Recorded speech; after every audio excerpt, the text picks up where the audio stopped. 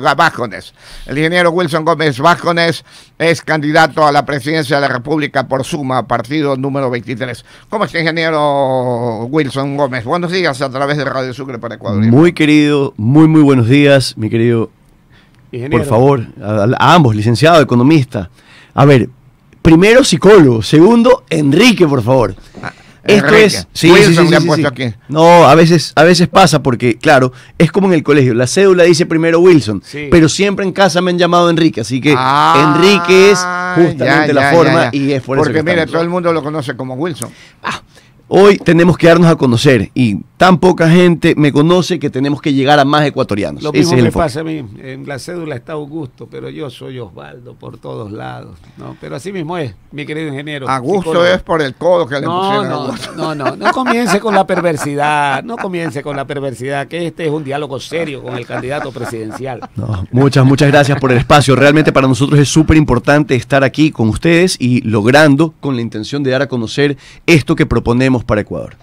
Mi querido ingeniero, Ecuador es un país realmente convulsionado desde hace ratón, Miguelito, económicamente y socialmente. Ante una situación de esa, ¿cómo solucionaría usted llegando a la presidencia todos estos mega problemas que tiene el país? Yo creo que lo has descrito de una forma suave. Convulsionado no sería la expresión. Yo digo, hoy es un desastre. Y esto lo digo a partir de que los desastres tienen dos tipos de orígenes. Tienen los naturales, sismos, tsunamis y tal, y tienen los antrópicos. Ahí entra la parte política, las personas, las no decisiones y también las malas decisiones. Tenemos un año que lo hemos definido como rescate, donde tenemos que fortalecer 4 pilares: educación, salud, empleo, economía, pero sobre todo seguridad, ya que esa va a acompañar el proceso entero. Y a partir del segundo año hasta el cuarto año va a ser el proceso de transformación, donde lo que se busca es implementar un país institucionalizado, que no importa la transición del gobierno que venga después, pueda continuar en ese camino al que queremos a largo plazo. ¿Cuál sería el mecanismo ya en la práctica? Prácticamente, ¿cómo lo manejaría? 21, 25 y las 8. A ver, tenemos que generar que las empresas privadas puedan definir ese camino donde puedan exportar más, donde puedan crecer. Creciendo las empresas van a generar empleo. Y es de esa manera a través de la cual el gobierno va a recibir los impuestos necesarios para garantizar los beneficios a la ciudadanía, pero también para reinvertirlos en educación, salud y el camino que queremos. ¿Cómo se podría hacer crecer a las empresas? Claro que sí. Tenemos hoy un ingreso de fondos internacionales que no excede el 0.5% del Producto Interno Bruto. ¿Por qué no ingresa más capital? ¿Por qué no ingresa capital como inversionista? Pero ¿por qué no ingresa capital a bajo porcentaje? Porque Ecuador no garantiza de manera jurídica y de manera de continuidad en el tema de los gobiernos. Esto crea una desconfianza. Ecuador se vuelve un mercado súper atractivo cuando hablamos de que en Ecuador hay dólares. Sin embargo, se vuelve completamente lo opuesto cuando vemos que Ecuador tiene una inseguridad jurídica, donde tiene una no continuidad política y donde crea una inestabilidad. Entonces, eso es lo que tenemos que evitar. Trayendo ese capital, logramos salir adelante. Ese es un problema grave realmente, porque miren, lo que siempre hemos comentado aquí, los vecinos, tanto Perú como Colombia, tienen unas inversiones extranjeras realmente increíbles. 7% del Producto Interno Bruto, es casi 7 veces más de lo que recibimos. Imagínense, mire Chancay, ese puerto de Chancay, han invertido creo que 34 mil millones de dólares, algo así.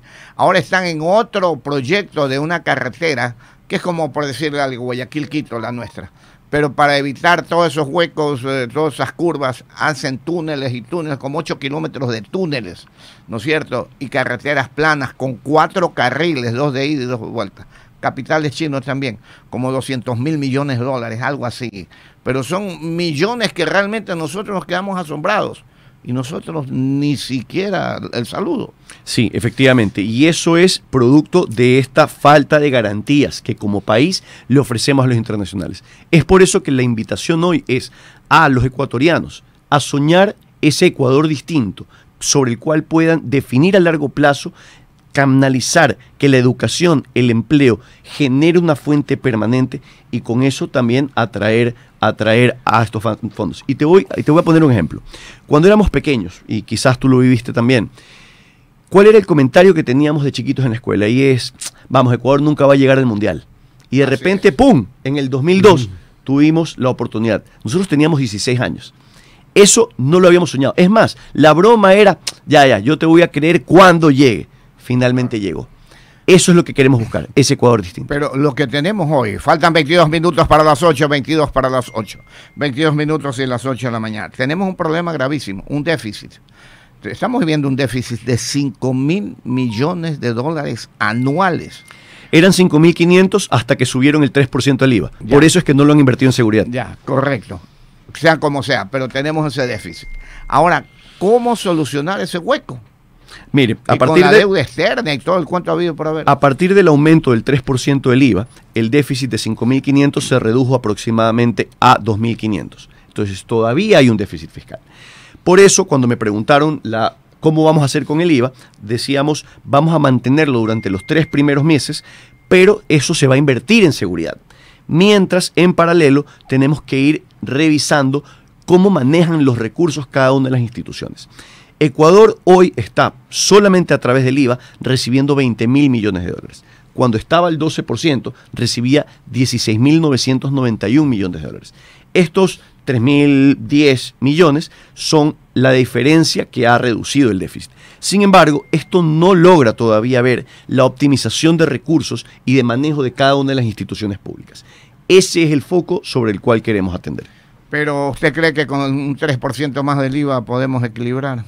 No lo veo como un incremento, lo veo como manteniéndolo como está hoy y veo haciendo más eficiente el uso de los recursos. Las instituciones públicas el día de hoy tienen un cumplimiento este año, bueno, más bajo que los anteriores, que probablemente no llega al 60%.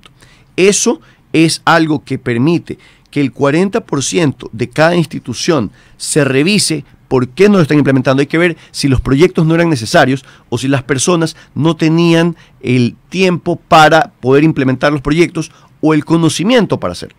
Con ese análisis debemos determinar qué instituciones deben mantener sus presupuestos y fortalecer sus equipos para que puedan garantizar servicios a los ecuatorianos, mientras por el otro lado también reducir los presupuestos en caso que sea necesario. Ahí hay un problema, faltan 20 minutos para las 8, 20 para las 8 con el ingeniero Enrique Wilson Gómez Vázquez, candidato a la presidencia Suma, lista 23. Pero ahí hay un problema. Si llegamos a equilibrar de una u otra forma la balanza en 5.000 millones de dólares, realmente ese presupuesto de Estado nos alcanzará el 100% para el 100% de la obra social, diga usted salud y educación. Esto es administrar adecuadamente los recursos. Si yo llego a la casa y las cuentas que tengo que pagar exceden lo que tengo que garantizar a la familia son ustedes los ecuatorianos, tenemos que atender primero a la familia y después tenemos que ir implementando los servicios y lo necesario para que el Ecuador pueda seguir saliendo adelante, invitando siempre a que más personas puedan integrarse. Y es por eso que es un trabajo en conjunto. No es un trabajo de una persona, de una institución. Es un trabajo articulado e integrado. Conversábamos con el señor ministro de Salud en su momento y decía que para solucionar el problema total de la salud en el país, el problema social de salud, son 3.000 millones de dólares más que se necesita. Solamente en salud. Póngale 3.000 millones más en educación, son 6.000 millones, más el hueco que tenemos, estamos prácticamente con un déficit de 10.000 millones de dólares. Esa referencia que haces es justamente, si hablamos de que el presupuesto general del Estado está alrededor de 23.000 millones de dólares y se necesitan 10.000 millones de dólares más, estamos hablando de que hay un incremento significativo que excede la capacidad hoy del gobierno de manejarse adecuadamente. Salud y educación, con 2 instituciones más, son el 80% del presupuesto general del Estado. Es decir, que el otro 20% atiende al resto de instituciones. 4, el 80%, el resto de instituciones, el 20%. Esto es un Pareto que tenemos que manejarlo adecuadamente. Y es ahí cuando la referencia para los ecuatorianos es, se va a garantizar salud, se va a garantizar educación, pero se van a revisar los presupuestos de cada institución, buscando hacerlos más eficientes. Pero ahí tenemos otro problema, 18 minutos para las 8, 18 minutos para las 8 de la mañana en Radio Sucre, FM y AM. Pero ahí tenemos otro problema. Se quiere tratar de equilibrar el asunto, ¿no es cierto? Para tener una salud completa, si se quiere, una educación completa. No hay la plata. ¿De dónde sacar la plata? A ver, las instituciones tienen la plata. Que no la inviertan adecuadamente, que no lo hagan a tiempo, es otra cosa. Pero los recursos los reciben. Entonces, lo que tenemos que primero revisar es que cada dólar que reciban lo usen bien. Esto es como cuando le dabas $5 a tu hijo. Claro. Si se lo gastaba en caramelos, se lo gastaba en caramelos, pero si se lo gastaba en comida o si se gastaba $1 en una aplicación que le enseñaba otro idioma, vamos. Claro, pero ¿cómo hacer si definitivamente ante esta situación de la parte económica, ¿no es cierto? Tenemos varios problemas, se me fue la pregunta, ya. La falta de billete para cada una de estas, se me fue la pregunta. Mira, yo te voy a hacer un ejemplo y quizás ahí me voy a ir acá con el economista. El tamaño del Estado posiblemente no le afecta terriblemente el tamaño. Y las instituciones que duplican el trabajo de otras instituciones. Eso sí definitivamente es necesario revisarlo, pero yo me voy a ir a un principio de la economía, economista. Los recursos nunca van a abastecer las necesidades. Esto es principio básico de toda la economía. Basado en eso, tenemos que determinar priorizaciones. Luego tenemos que determinar eficiencias del manejo que ha existido. Y con eso tenemos que ir encontrando la oportunidad de saber qué vamos a hacer.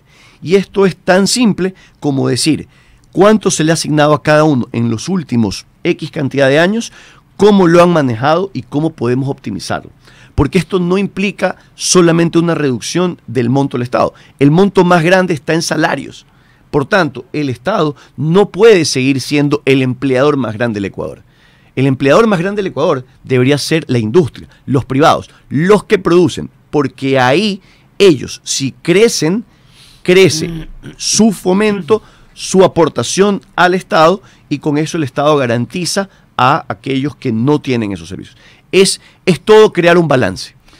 Eso es verdad, pero ¿y todas estas instituciones que duplican el trabajo de otras instituciones? A ver, se tiene que revisar absolutamente todo el panorama. Yo creo que no debe existir una duplicidad, creo que pueden existir esfuerzos en conjunto, lo cual se puede optimizar. Espero que no sea que esté duplicado, pero si se puede optimizar, tenemos que hacerlo y tenemos que hacerlo pronto. Por ejemplo, el caso de los consejos provinciales. Ok, ahí tenemos. Duplican lo que hacen los municipios. No, es un sí y un no. Tienen ciertas características distintas, siempre complementarias. Entonces lo que tenemos que ver es cómo reducimos para que puedan manejarlo en menor cantidad de personas, haciéndolo más eficiente y que las personas que trabajen cumplan con los indicadores. Ahí tenemos que evaluar a todo el personal a nivel nacional. Si fuese así, ¿para qué sirven los municipios que también intervienen en las zonas rurales intervienen en la zona rural, el municipio y el Consejo Provincial? Ni el uno ni el otro hace nada porque se tiene que hacer el otro, se tiene la pelota y no pasa nada. Cada uno tiene sus competencias y hay que revisar qué está pasando ahí. La asignación que de parte del gobierno central va hacia los municipios es de 4.500 millones de dólares. Si los municipios usan eso adecuadamente, van a garantizar los servicios que toda la ciudadanía necesita. Y es ahí cuando tenemos que nuevamente revisar cómo lo están usando, porque tienen que implementarse las medidas de control para beneficio de los ecuatorianos. Si llegase a la presidencia el señor ingeniero Enrique Wilson Gómez Vázquez, candidato a la presidencia suma 23. Si llega a la presidencia, faltan 14 para las 8. ¿Ha pensado en alguna consulta popular? ¿Ha pensado cómo manejarse con la Asamblea Nacional que está a favor de los que están en contra y en contra de los que están a favor? A partir del 24 de mayo, nuestra propuesta es revisar y cambiar de manera radical estos 4 primeros pilares. A eso lo hemos definido como rescatar al Ecuador. Y a partir del segundo año hasta el cuarto año, garantizar una creación de proyectos que puedan ser continuos, que puedan garantizar a largo plazo un impacto positivo, sin que esto implique buscar una transición, porque no se va a buscar, de parte nuestra, no se va a buscar una reelección. ¿Por qué? Porque crear un camino a largo plazo va a evitar esos cambios que vienen existiendo, que hacen más caro el esfuerzo, que toma más tiempo. La respuesta con respecto a la consulta es no. No está dentro de la prioridad de los 4 primeros años. Sin embargo, aquel que continúe después de nosotros tendrá libre decisión de poder considerarlo. ¿Usted cree que hoy por hoy la Constitución que tenemos, 13 minutos para las 8 de la mañana, habría que cambiarla o seguir con la misma? Yo creo que hay puntos que tienen que ser revisados, que tendrán que ser revisados. Sin embargo, son las reglas del juego hoy. Yo creo que a partir de esa premisa tenemos que entrar, resolver con eso y después ya vamos a ver. Pero es un problema de segunda etapa, no es de primera etapa. ¿Qué hacer con la delincuencia en el país, con el terrorismo en el país, con el narcotráfico en el país? La respuesta es, nuestra propuesta ha sido la más fuerte y la más sólida en temas de seguridad.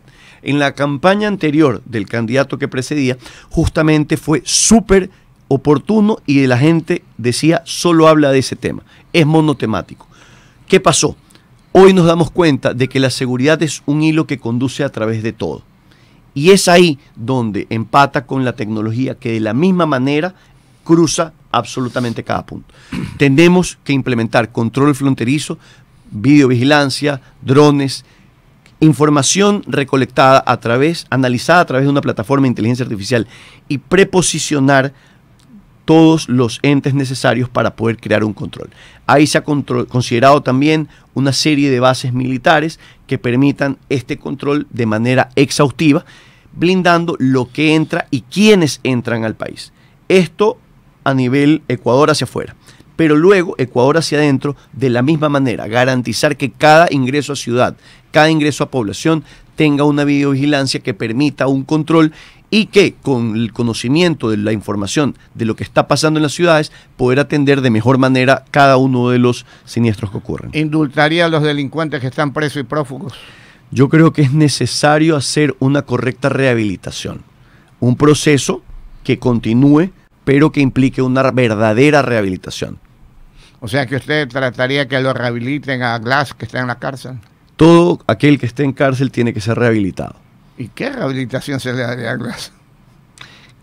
Existe un proceso para cada tipo de delito, pues y tendríamos que... ¿Y al prófugo le daría rehabilitación? No está dentro, por tanto no podemos darle rehabilitación.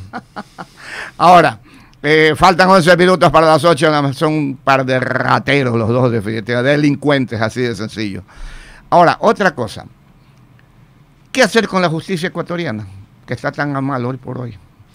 A ver, como hablábamos, tenemos un problema a nivel internacional de falta de confianza, producto de que la justicia no genera confianza. Pero ahí hay dos partes. Uno tiene que ver con la parte de la corruptibilidad de las personas y la otra tiene que ver con el temor que puede existir con respecto a retaliaciones. Entonces hay que considerar estas dos variables. Existen ya modelos de inteligencia artificial probados en el exterior donde se ingresa la información, se ingresan cada una de las leyes y los marcos sobre los cuales debe considerarse el análisis y te genera ya una resolución por cada caso. Una sentencia. Una sentencia. Y es a partir de eso que podemos ver cuán lejana o cercana a la sentencia óptima está tomando cada juez. Es tan curioso esto de aquí que podemos determinar cuándo un juez tiene hambre. ¿Por qué? ¿Qué es lo que pasaba?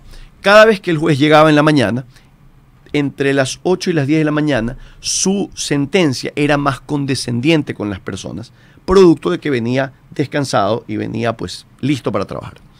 Entre las 10 de la mañana y la 1 de la tarde, sus sentencias eran más duras, producto de que tenían hambre. Esto está en internet, pueden buscar ejemplos de estas evaluaciones. ¿Hambre de billete o hambre de estómago? Es una buena pregunta, definitivamente es una buena pregunta que habría que hacérsela a este análisis. Y definitivamente es ahí cuando tenemos que ver qué fue lo que pasó. Pero considerando esto, ya existe una forma de hacer una evaluación permanente en cada una de las instancias a través de estos mecanismos. Ahora, ¿qué país utiliza la inteligencia artificial para esto? A ver, tenemos modelos donde principalmente en Inglaterra tienes ya muchos de los documentos y todo esto puede ser, es básicamente tecnología legal, le llaman, y están buscando implementarse cada vez en más países, buscando justamente esta variación del criterio. Porque claro, eso puede variar hacia intereses, hacia estado de ánimo, como usted bien decía, hacia hambre de lo uno o del otro. Entonces, eso es lo que tenemos que ver y garantizar que pueda tener una justicia cada ecuatoriano. 8 minutos para las 8, 8 para las 8. El economista Osvaldo Calderón la tiene preguntas. Gracias, licenciado. Candidato, voy por la última parte. Usted ha hablado de la corruptibilidad de las personas. Aún con inteligencia artificial, también dependerá de quién alimenta a la máquina. No, de hecho no. La información se carga completa con respecto a los documentos y las normativas, y luego tiene que cargarse el proceso. El proceso, hay que validar la información, hay que llevar todo lo necesario, pero si se lleva de manera adecuada o si se dan las instancias adecuadas para recabar toda la información, es en ese momento en el cual pues se va a llegar justamente al final. Yo le decía esto porque hay muchas películas futuristas que se han dado y que también han planteado jueces de esa naturaleza. Y también ha habido la manipulación por parte de quien alimenta a la máquina. Entonces, puede existir un fin protervo. O sea, la idea es de que funcione con corrección a plenitud. Pero bueno, qué difícil que es conseguir una justicia adecuada, ¿no? Usted lo ha dicho. Yo creo que lo primero es que queremos un Ecuador distinto. Yo creo que todos estamos cansados de eso que viene continuando. Y es ahí, y es por eso que entro en la postulación. Porque no podemos quejarnos de todo lo que han hecho si no somos parte activa. Y es ahí cuando invitamos a cada ecuatoriano a elegir de manera consciente, a elegir por lo que quieren y no por lo peor es nada porque es lo que toca. Usted es candidato, ¿mantendría alguna política de Estado a propósito de la administración del presidente Daniel Noboa? ¿Qué seguiría, qué cambiaría? Yo creo que algo que han continuado ellos desde antes es el tema de la alimentación o la adecuada alimentación para el proceso de los 1000 días, lo que decimos desde el periodo de embarazo y continuar con los niños. Esto es algo extremadamente necesario y es un Ecuador que tiene que continuar al futuro, que nace desde ahí. Un niño bien alimentado tiene la capacidad de aprender y luego de entregar ese conocimiento que tenga. Entonces, eso es algo que tiene que continuar. Usted decía al inicio de del diálogo que el Ecuador es un desastre, ¿no? Sí. En relación de ese desastre, ¿qué Ojo, es? no lo digo yo, lo definíamos de diferentes maneras, claro, pero claro, es justamente. O sea, estamos en la M. ¿Cuál sería la primera labor que usted desarrollaría como ejecutivo? A ver, nosotros hemos definido como rescate los primeros 12 meses, el primer año. ¿Y por qué? Porque en ese momento tenemos que ver... ¿En qué punto de manera específica? Hemos hablado... ¿Dónde está la relación del cáncer? Hemos hablado de 4 puntos justamente. Primero es educación y salud. Son las 2 instituciones que más servicios garantizan a cada ecuatoriano, pero también están dentro de las que más presupuesto consumen. Ya, por tanto, tenemos claro, que ver ese balance adecuado de la eficiencia de los proyectos. Coincidimos en ese sentido, porque esa es una relación de estructura del Estado y es a largo plazo, sin duda. Pero en el aspecto coyuntural, hoy día lo eligen, usted mañana se posesiona. ¿Qué es lo primerito que va a enfrentar? A ver, nosotros tenemos preparados ya los decretos que nos van a permitir llegar justamente a implementar la seguridad, la evaluación financiera de cómo están manejando cada uno de los recursos y los bienes del Estado, y con eso empezar también a evaluar las actividades, el personal y sus procesos. Y con eso tenemos que empezar de inmediato. Esto es algo similar a lo que existe cuando entra una administración 100% nueva y tiene que revisar y validar que todo lo que está pasando hacia abajo, sobre todo, garantiza el servicio a los ecuatorianos. Y es eso lo que tenemos que buscar. Ecuador tiene en estos momentos más o menos 85.000 millones de dólares de deuda externa. ¿Auditaría usted la deuda externa que tenemos en el Ecuador, que en estos últimos 7 años ha incrementado en aproximadamente 45.000 millones de dólares? Es necesario ver cómo se han usado los fondos y es necesario determinar de dónde se van a sacar más fondos. Pero la principal causa por la que estamos aquí es para representar a los ecuatorianos y que todos puedan tener los servicios sobre los cuales el Estado tiene que garantizar. Y es ahí donde vamos nuevamente: educación, salud, seguridad y crear el camino para llegar al empleo adecuado. Usted surge como reemplazo de Jan Topic. ¿Con plena independencia o control del ex candidato? Es curiosa la pregunta porque cuando se dio el proceso se desconectó por completo el contacto con cada una de las personas que participamos. Se participó de manera libre. Hoy el candidato está tan ocupado en sus temas personales, familiares, que acompaña en cierta medida el proceso desde la visión de seguridad y la implementación que a partir del 24 de mayo él va a generar. Pero hoy tengo completa autonomía, claro que sí. En el tema del Internet, sobre el cual ha sido cuestionado Jan Topic, ¿cuál es su posición? ¿Se trabajó adecuadamente o hay una justicia politizada? Yo creo que el Ecuador entero necesita que se revise cada proceso, y si hay malas administraciones que han ejecutado, tiene que revisarse. Para el caso puntual, yo creo que han tomado una decisión y habrá que ver con qué validaron eso, y si no, pues tendrían que esas personas responder de por qué tomaron una decisión de ese tipo. ¿Manejaría la posibilidad de alianzas público-privadas que son muy necesarias, pero siempre teniendo el control por parte del Estado ecuatoriano? Las alianzas público necesarias, como usted bien lo dijo, son importantes porque garantizan los recursos adicionales que el Estado no tiene. ¿En qué sector de manera específica? Puntualmente el tema energético. Cuando hablamos del tema de energía, el Ecuador nos han contado la historia de que necesita 5.000 megavatios. Pero el Ecuador necesita 11.000 megavatios el día de hoy. Entonces, la historia que nos han contado es que nos faltan 1.600 megavatios, pero hay que sumarle 6.000 megavatios más, 5.000 que se consumen por los camaroneros y 1.000 que se consumen por los petroleros. ¿Se seguiría subsidiando a muchas industrias con el valor de la energía eléctrica, que aproximadamente para ellos está en 5 centavos el kilovatio?